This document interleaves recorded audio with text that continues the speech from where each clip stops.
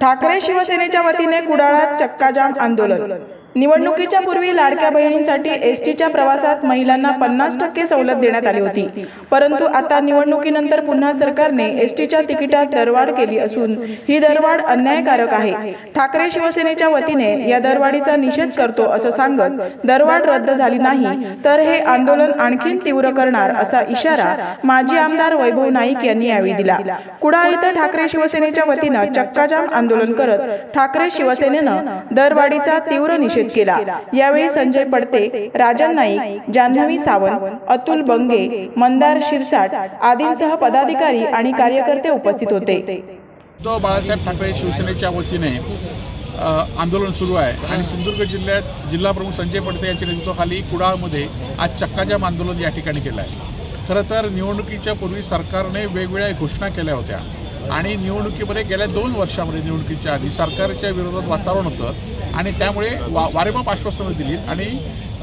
लाडक्या बहिणींना 50% मोफत, एसटीची दरवाढ केली नव्हती आणि आता निवडणुका झाल्याबरोबर ही दरवाढ केलेली आहे आणि ही दरवाढ कोणालाच कळली नाही।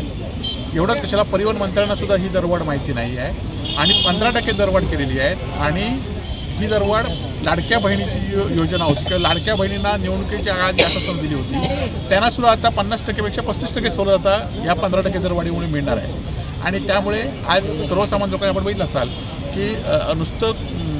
50 रुपये कोल्हापूरचं दर वाढलं आहे, कुडाळ ते कणकवली 11 रुपये वाढलं आहे, कुडाळ ते सावंतवाडी 6 रुपये वाढलं आहे। म्हणजे दररोज करणाऱ्या जिल्ह्यातील प्रवाशांना या कुडाळ प्रवाशांना जवळजवळ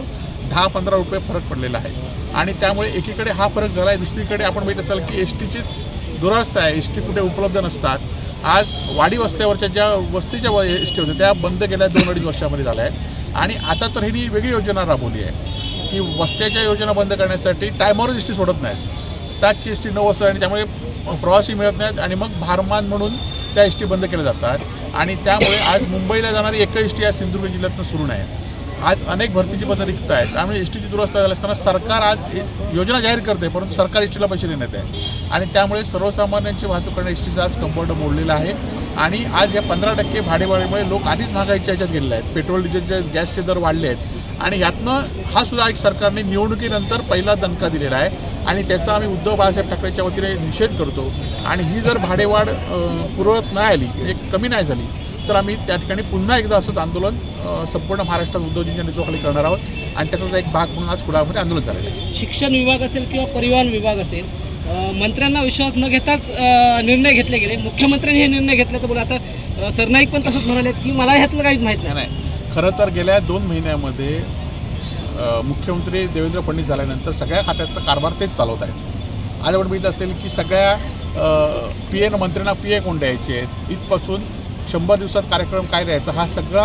अधिकार देवेंद्र फडणवीस स्वतःकडे घेतलेला आहे आणि त्यामुळे हे महायुतीचं सरकार फक्त नावाला आहे आणि हे फक्त भाजपचं सरकार आहे। आज आपण बघितलं असेल की योजनाची आणि हे सरकारमध्ये सुद्धा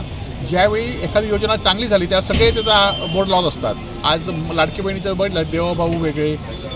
शिंदे भाऊ वेगळे आणि अजितदादा वेगळे अशा प्रत्येकाच्या नावाने बोर्ड लावले होते, परंतु भाडेवाढ झाल्यानंतर मात्र ही जबाबदारी कोणी घ्यायला तयार नाहीत, एकमेकावर टाकत आहेत आणि त्यामुळे आज लोकांचं काय नाही तर ह्यांना फक्त सवर्ग लोकप्रियतेच्या घोषणेचा फायदा आपण करून घ्यायचा, त्यातनं निवडून यायचं आणि निवडणूक झालं की सामान्य जनतेला विसरायचं। परंतु ह्या निवडणुका होत असतात, येणाऱ्या निवडणुकीमध्ये लोक त्यांची जागा दाखवून देतील असा आम्हाला विश्वास या ठिकाणी आहे।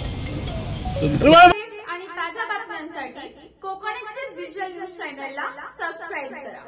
लाईक करा, कमेंट करा आणि शेअर करा आणि महत्त्वाचं म्हणजे बेल आयकॉनवर क्लिक करायला विसरू नका।